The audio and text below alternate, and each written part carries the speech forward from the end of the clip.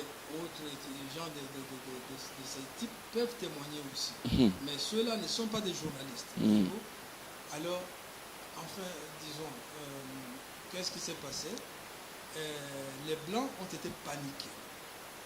Ils ont eu la panique parce que ce ne sont pas des Noirs qui sont allés saccager leur maison, qui sont allés renverser leurs frigos et frigidaires et congélateurs, qui sont allés retourner leurs voitures, mais ce sont les soldats de l'armée. Voilà. Ces soldats ont agi chez les Blancs. Mais comme le Blanc ne peut pas reconnaître la supériorité de l'homme noir en face comme ça, oui, ils n'ont pas pu le dire ouvertement. Alors, c'est par télégramme qu'ils ont envoyé le lendemain. Chaque jour, ils envoyaient des télégrammes. Beaucoup se sont réfugiés au Brazzaville en face. Et d'autres ont fui, d'autres ont pris l'avion pour rentrer directement en Europe. Ceux qui ont vu les événements, la panique que les Armageddons ont semée chez les Blancs, c'est incomparable. Nous n'avons pas de commune mesure parce que nous ne les avons pas ressentis, nous. Et c'est pourquoi quand papa dit, faites attention, le grand jour viendra où, on ne sait jamais, même pour nous aussi, on va sentir la puissance de Dieu. Alors, c'est quelque chose qu'il faut raconter à nos concitoyens, qu'ils sachent que c'est Kimbangu qui a terrorisé les Blancs. Mais aucun Blanc n'est mort. Kimbangu n'est pas un sanguinaire. Kimbangu, c'est le Dieu de la justice et de paix. Alors, on n'a pas recensé des Blancs morts pendant ces 3 jours. Au contraire, on parle des Noirs qui sont morts par les armes des Blancs. Les armes des Blancs. Ils ont même tué les autochtones. Mais les Armageddons n'ont tué aucun. Ils sont tous intacts. Ils ont fui avec leurs familles, leurs enfants. Et c'est là que les messages codés entre ceux qui étaient au Congo, et la Belgique. Et ceux qu'on codait, ils se disent, c'est une armée. Si vous qui parlez de guerre contre le Congo, si le Congo utilise cette armée secrète qu'on a vue ici, c'est mort. C'est fini, la Belgique n'existera pas. On va pas gagner le combat. C'est là la bataille. L'idée de la guerre a été reculée. Bon. Et entre-temps, nous sommes le 7, c'est la fin des événements. Le 8 janvier 1959. Le 8 janvier, qu'est-ce qui se passe? Le roi?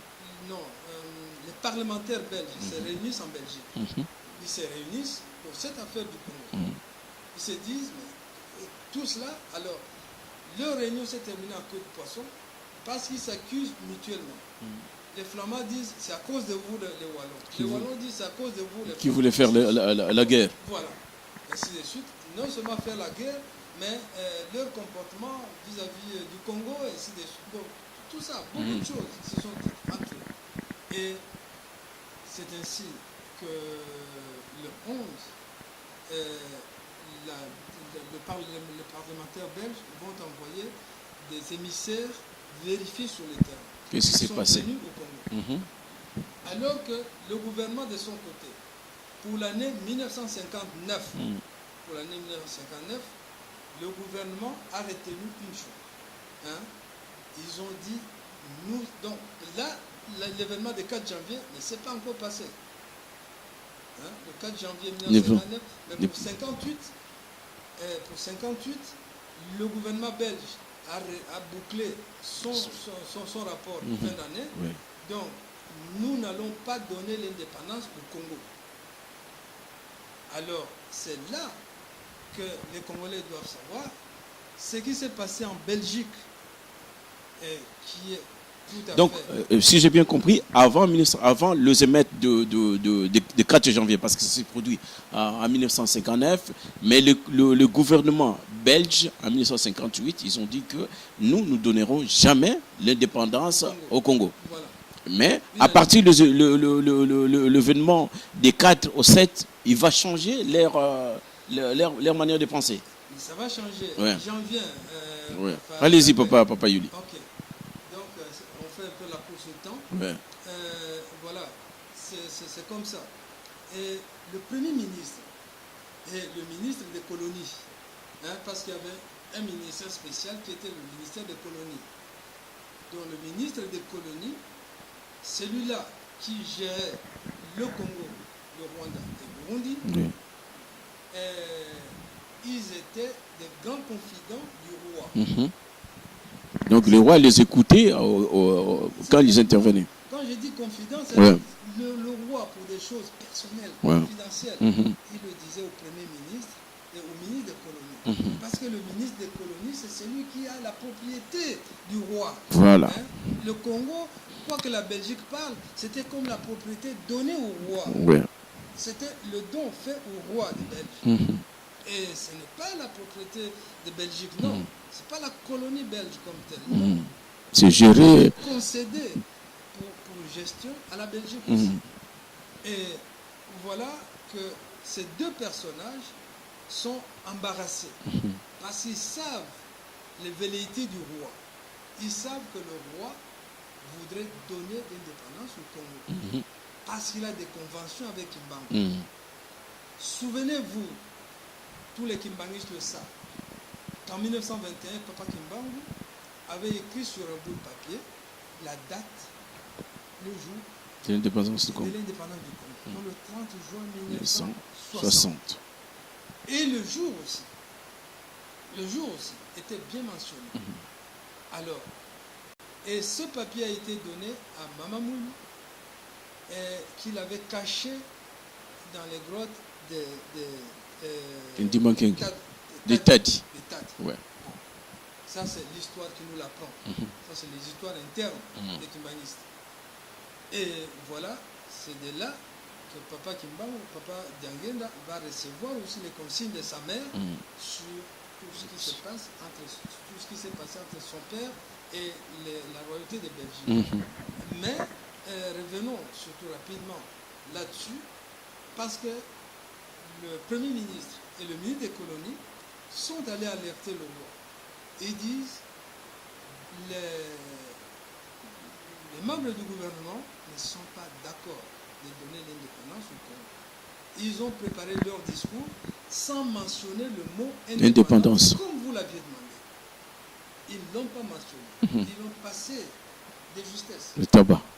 Et voilà que le roi, de son côté, va dire « Ah, mais quand est-ce qu'ils vont lire leur discours ?» Non, ils vont lire leur discours le 13 janvier 1959. Et le roi qui va enregistrer lui-même en personne son discours, sa propre voix, le discours dans une cassette audio. Parce qu'à cette époque, vous comprenez. Oui, l'évolution déjà. C'était audio. Il donnera cet audio à son ministre, à son officier d'ordonnance. Je n'ai pas les documents ici pour prendre les noms. Et même le nom du Premier ministre est celui le ministre de colonie. C'était Pétillon, je crois, à l'époque. Non, c'est pas Pétillon. C'était avec le J. Ouais. Et voilà que disons...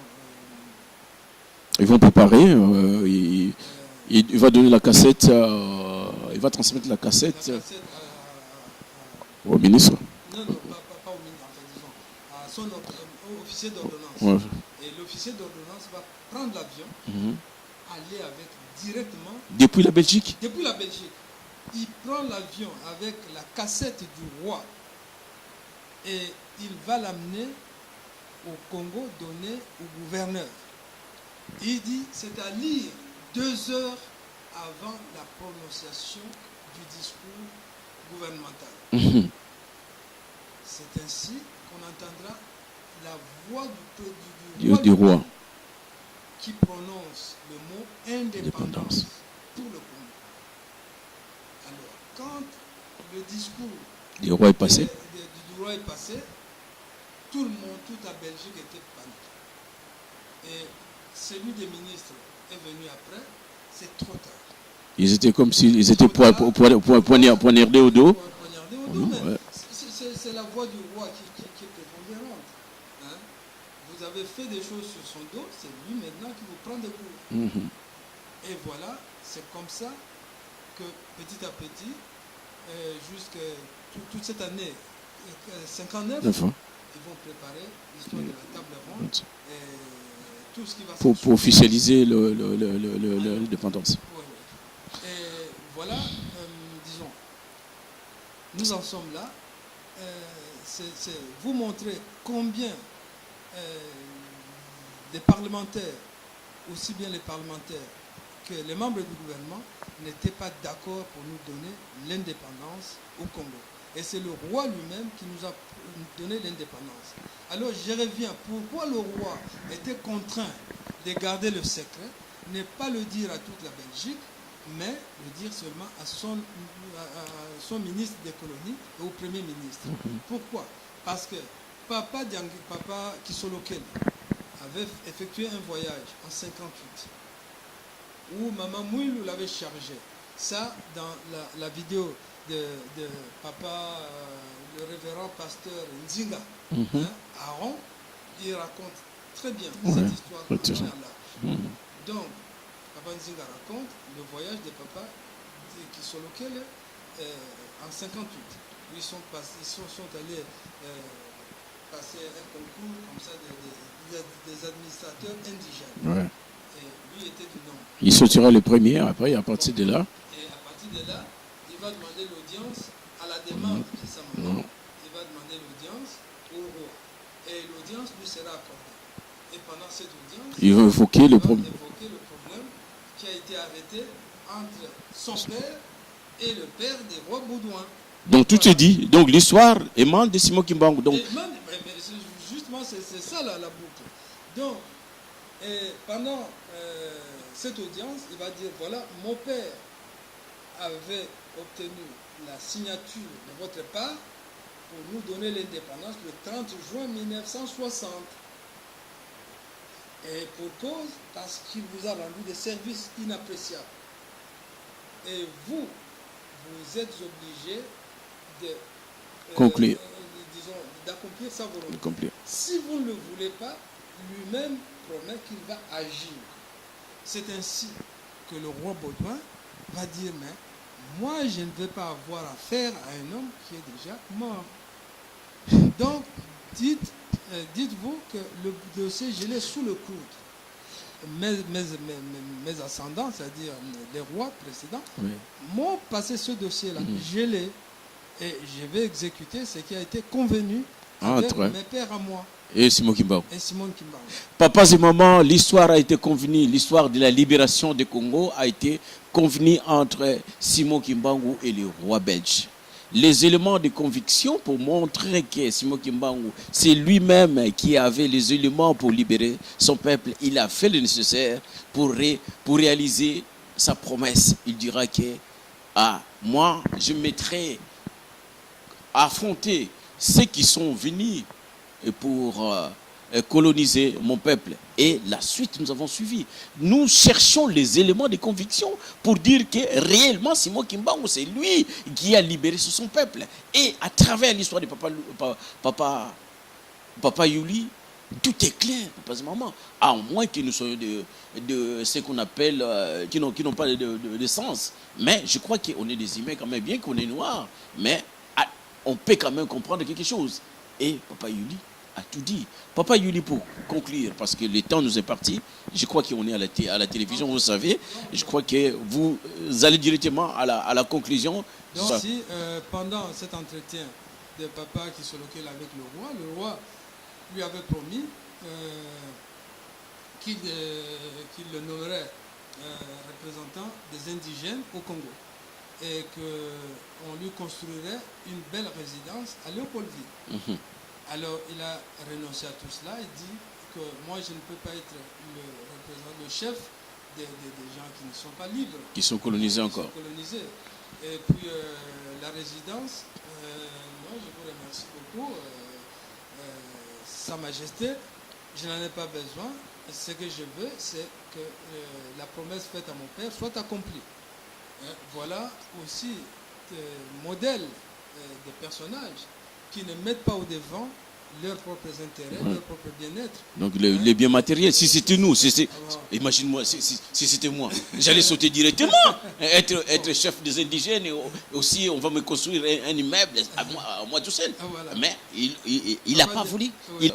Ces cadeaux-là. Il a renoncé à tout ça. Ouais. Alors, pour la table ronde, on n'a pas à raconter, parce que la table ronde, c'est aussi l'argent venant des papas d'Angenda qu'il a confié à son frère et qui a servi à financer les procédures, le procès de la table ronde. Alors que aucun parti politique au Congo n'avait suffisamment d'argent pour combler cette dette.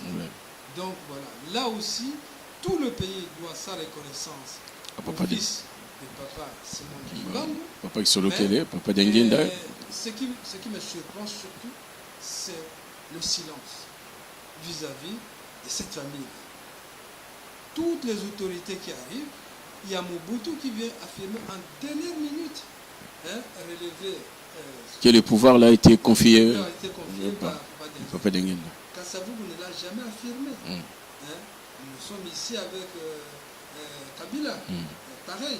Bon, au moins Kabila, il a fait des gestes. Ouais, il s'est déplacé, faisant 3 jours à Kinshasa, en Kamba, c'est déjà... Il fait des signes visibles. La libération du papa Simon, tout ça, c'est grand. Ouais. Ça, nous t'en félicitons là, de ce côté. C'est pas là mon propos, mais je veux voir ce qu'il a posé comme acte par rapport au kimbangisme. Et voilà. Donc, pour revenir à la table ronde est aussi le fruit de cette initiative des papas qui sont lesquels vis-à-vis du roi. Donc, c'est Kimbangu, il a tout coordonné, si on peut dire. Il a tout coordonné. C'est Papa Kimbangu qui a tout coordonné. C'est la crainte que Kimbangu frappe encore. C'est la crainte. Parce que ce que les gens ignorent, c'est nous qui sommes ignorants de Kimbangu. Mais les Blancs connaissent très bien. Mais les Blancs qui l'ont torturé. Ils ne peuvent pas nous le dire. Mais ils ne peuvent pas le dire. Vous avez vu le gouverneur de Maniema qui est venu affirmer que Papa Kimbangu, dans leur territoire, a été noyé, maltraité, attaché avec des chaînes. Ça lui, le gouverneur qui est venu affirmer avec tout son staff, ils étaient là, ils disent que Papa Kimbangu a été condamné chez eux au noyade. Donc on l'a attaché avec une meule, on le jette dans l'eau et après je ne sais combien de jours, le chef du village voudrait qu'on ressorte le corps parce que c'est l'eau qui sert à la pêche, à boire, à beaucoup de choses. On ne peut pas avoir en conscience qu'on a laissé quelqu'un pourrir dans l'eau. Et on va le repêcher. Déterrer l'homme. Il n'est pas mort. Il n'est pas mort. Mais les Blancs n'ont pas eu la leçon. Ils disent encore il faut le brûler au feu. On va envoyer encore les nègres chercher des bois, faire un grand feu, pour le brûler encore, Kimbangu, le jeter dans le feu. Au Maniema chez nous, les Noirs sont témoins, les Blancs sont témoins, les films des Blancs ont circulé dans leur circuit jusqu'en Belgique, et tout ça, ça ne leur dit absolument rien. Ça ne leur dit rien. Non, ils savent, ils connaissent Kimbangu. Et disons, ça, ce n'est un secret pour personne. Kimbangu n'avait pas affaire avec des petits êtres. Kimbangu avait affaire avec les maîtres du monde. Ça, le jour viendra. Des grands hommes. Oui, avec les maîtres, ceux qui dominent le monde. Voilà. Quand il dira, il ne restera pas pierre sur pierre. Qui ne soit renversé. Il renverse toutes les dominations. Il renverse toutes les dominations sur les nations, sur les peuples. Il fait ses marques. Alors, qui domine qui? Qui a colonisé? Ce n'est que quelques pays européens qui ont colonisé le monde entier. Oui. En Asie, la Chine a été colonisée, l'Inde a été colonisée, les pays arabes ont été colonisés, et nous autres en Afrique noire, et l'Amérique latine. C'est quoi? L'Amérique du Nord aussi, c'est par les Occidentaux. C'est le peuple qui domine tout le monde. C'est une petite poignée de dirigeants qui dominent le monde. Et ces pays, on les connaît. Alors, si aujourd'hui, on parle de la libération, si vous regardez bien, depuis l'avènement Kimbangu, tous les pays sont devenus indépendants. À partir de 60, à partir de la mort de Kimbangu, 55, tout ça, après, tous les pays sont devenus indépendants. Donc, en conclusion, Papa Yuli, le temps, on est presque à la fin de notre émission. Nous avons tout suivi. Ce qui est un peu déplorable, que ce n'est pas à nous seuls de parler de Simon Kimbangu, comme Papa Yuli l'a dit, mais les sacerdotes doivent venir de ceux qui nous gouvernent. C'est eux qui doivent passer la main, qui doivent renseigner la population pour qu'ils puissent comprendre que si on est libre aujourd'hui, c'est Simon Kimbangu. La balle vous revient, nous passons la balle à vous autres. Vous, les gouverneurs des pays comme le Congo et d'autres, vous savez bien, parce que c'est dans ces pays-là que Simon Kimbangu a montré ses griffes. Et bien qu'il a fait dans d'autres pays d'une manière spirituelle, il a propulsé sa force dans d'autres pays, mais chez nous, c'était visible. Donc, c'est que Papa Yuli est en train de dire. Papa Yuli, je crois qu'on est à la fin, je ne vous prendrai pas beaucoup de... Pardon, je vais ajouter une chose, parce que j'avais dit deux étapes. Donc, Papa Kimbangu va revenir en 1960. Donc, fin mars, son corps va dormir chez nous. Ça, Papa Dianguène a été averti par son père que je vais dormir chez ce relégué-là, donc dans cette localité de Mukenzi qu'il avait promis. C'est quand vous avez dit fin mars. Non. Donc, vous parlez de l'histoire de l'exhumation des... C'est pas de l'exhumation, c'est quoi les termes encore? C'est l'exhumation du corps de Papa Simon. L'exhumation de Papa Simon Kimbangu. Oui. Donc, ça s'est fait. Et le corps est venu dormir là-bas, dans la localité de Mukenzi, la nuit du 30 au 31 mars. Ils ont quitté pour arriver à Kinshasa, à Léopoldville à cette époque-là, c'était avant l'indépendance. Oui. Ils arrivent à Léopoldville le 2, samedi 2. Ouais, samedi 2. Donc voilà, et ils ont fait comme il l'avait voulu. Oui. Il a concrétisé sa promesse donc. Il a concrétisé sa promesse, son corps a dormi là-bas. Papa Dianguène avec le Papa Bamba et tout ça, et ils étaient là. On a animé toute la nuit, et puis il y avait déjà, c'est une étape aussi importante, deux églises qui s'étaient créées déjà au nord de Kimbangu en début 59. Là, l'autorisation de Kimbangu n'est pas encore donnée en décembre. Ouais. Donc en janvier déjà 59. Chez vous là? Oui, chez nous, deux personnages, lui, Papa Nkini d'ailleurs, Papa Nkini, il dit, mais Papa Yuli, vous savez qu'on va recevoir Papa Kimbangu ici. Il faut ouvrir l'église Kimbangu. Donc, ils commençaient déjà à préparer par rapport à la promesse qu'ils avaient. Il dit, je ne peux pas ouvrir l'église Kimbangu sans l'autorisation officielle. Et nous sommes encore dans l'époque coloniale. Et c'est ainsi que l'autre aussi, il s'appelle Omer Mapiana, va ouvrir aussi une église toujours au nord de Kimbangu. Papa Yuli va leur donner tout simplement les outils, les conseils, les chansons, des conseils. Les procédures pour et ces gens-là, ils avaient surpris Papa Dianguène. Lorsque le corps de Papa est venu, c'est eux qui chantaient les chansons Bakongo. Tout ce que Papa leur a appris, Papa Yuli leur a appris. Et Papa Dianguène leur dira, je suis vous ne savez pas combien mon père est content de vous. Hein? Est-ce que il demande à Papa Yuli, vous avez vu mon père ici? Il dit, non papa, je ne l'ai pas vu. Il dit, il est resté ici longtemps avec nous. Il est très content. Je n'ai jamais vu mon père dans cet état de joie. Ah là. Ça, c'est parole de Papa Dianguène par rapport à l'accueil. C'est émouvant. Papa Dianguène, Papa Simon Kimbangu a reçu à Mukenzi. Donc Mukenzi, c'est le premier village à vénérer Kimbangu ouvertement comme ça, avant l'indépendance. Merci, c'était l'intervention de Papa Yuli. À vous tous qui nous suivez, encore une fois, bonjour. Nous espérons que nous allons nous revoir à la suite, parce que la suite, ça va venir, je crois, la semaine prochaine de cette émission, pour poursuivre d'autres choses, parce qu'on a beaucoup à raconter. Donc, nous remercions à tous nos téléspectateurs et nos auditeurs, à Papa Calvin qui nous soutient moralement et Et d'une autre manière, à notre marraine Maman Sophia, à Papa Bouzin et tous ceux qui sont derrière pour nous aider, vous êtes les bienvenus. Notre numéro de téléphone va s'afficher. Au cas où vous avez des problèmes, des questions à poser, téléphonez-nous à travers à travers ces numéros qui s'est affiché, ou encore des questions, des réalisations, ou encore des choses que vous n'avez pas compris. On est là pour vous répondre. Des critiques aussi, nous en avons besoin, parce que sans critique, on ne peut pas avancer. Nous, encore une fois, on s'excuse parce que on a voulu de faire cette émission en français pour permettre à tout le monde, même ceux qui ne sont pas congolais, de pouvoir un peu suivre